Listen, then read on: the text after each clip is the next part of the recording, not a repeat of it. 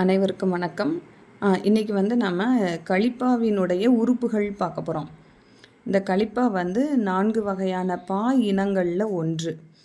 வெண்பா, ஆசிரியப்பா, களிப்பா, வஞ்சிப்பா இந்த 4 பா வகைகளில் பா இனங்களில் ஒன்றாக இது கருதப்படுகிறது.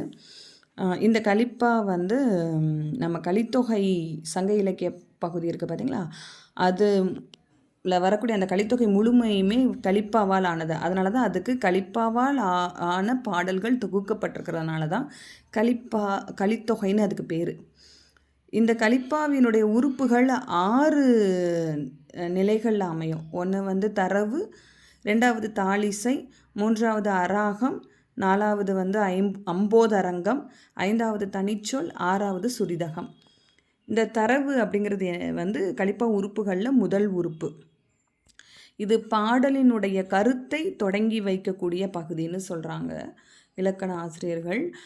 இன்னும் சிறப்பாக நம்ம சொல்லணும் அப்படின்னு சொன்னால், ஒரு கட்டுரை எழுதும்போது அந்த கட்டுரைக்கு முன்னுரை பகுதி இருக்கும் பார்த்திங்களா, அந்த முன்னுரை பகுதி போல் ஒரு பாடலுக்கு முதல் பகுதியாக இந்த தரவு இடம்பெற்றிருக்கும். சரியா? இந்த தரவு 3 அடியிலிருந்து 12 அடிகள் வரைக்கும் இடம்பெறலாம். இந்த தரவுக்கு எருத்தம் என்ற வேறு ஒரு பெயரும் இருக்குது. அடுத்து 2வதான உறுப்பு என்ன அப்படின்னு சொன்னால் தாளிசை. இது தரவினை விட கொஞ்சம் சின்னதாக இருக்கும். ஒரே ஒரு பொருளை ஆழமாக மனதில் பதிய செய்கிறதுக்காக 3 அடுக்கியோ அல்லது 6 அடுக்கியோ இடம்பெற்றிருக்கும்.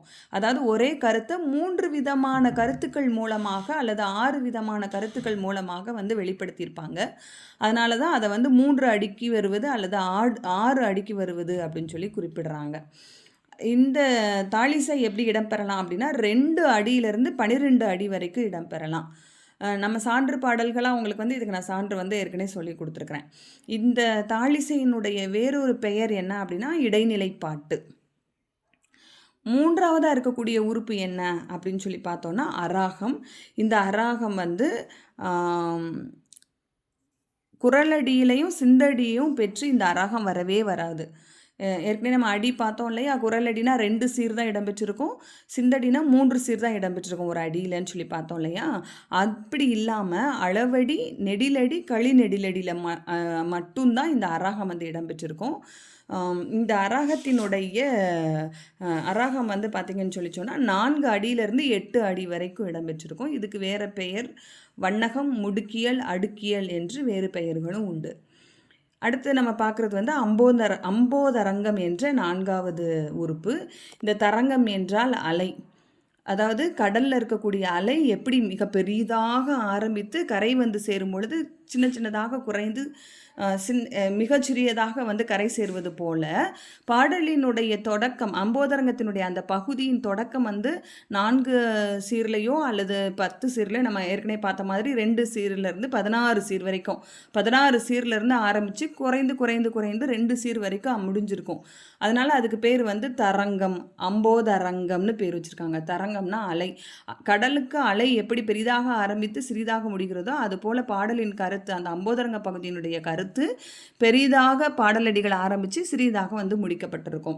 அப்படி அதுக்கான பேர் எண் அப்படின்னு அதுக்கு பேர் வைக்கிறாங்க. அப்படி வரும்போது என்னன்னா 2 அடியாக 2 இடம்பெற்றிருக்கும். 2 அடியாக 2 இடம்பெற்றிருக்கும். அப்படின்னா என்னென்னா குரல் அடியாக 2 வரிசையில் அதாவது திருக்குறள் இடம்பெற்றிருக்கு பார்த்தீங்களா, 7 சீர் இருக்கு இல்லையா, அது மாதிரி இதில் 2 குறள் அங்கே இடம்பெற்றிருக்கிற மாதிரி இருக்கும். அடுத்து இடையன் அப்படின்னா என்னென்னா 4 அடியிலேருந்து 8 அடி வரைக்கும் இருக்கும். ஆனால் அந்த அடி சிந்தடியாக இருக்கும்.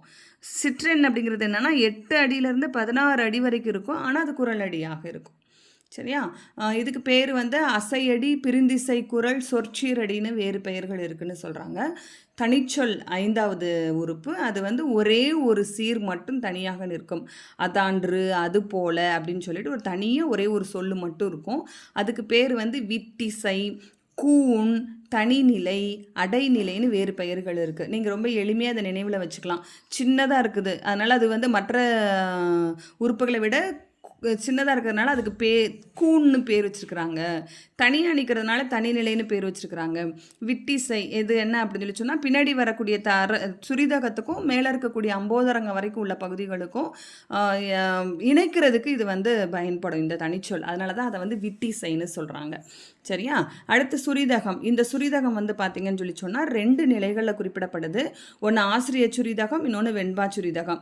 ஏற்கனவே நமக்கு தெரிஞ்ச விஷயம்னா ஆசிரிய சுரிதகம் அப்படிங்கிறது ஈற்று 7 அடி 3 சீராக இடம்பெற்றிருக்கும் அந்த பாடலுடைய கடைசியில். அடுத்தது வந்து வெண்பா சுரிதகம் அப்படிங்கிறது சுரிதக பகுதியில் ஈற்று அடி 3 சீர்களை பெற்று இடம்பெற்றிருக்கும்.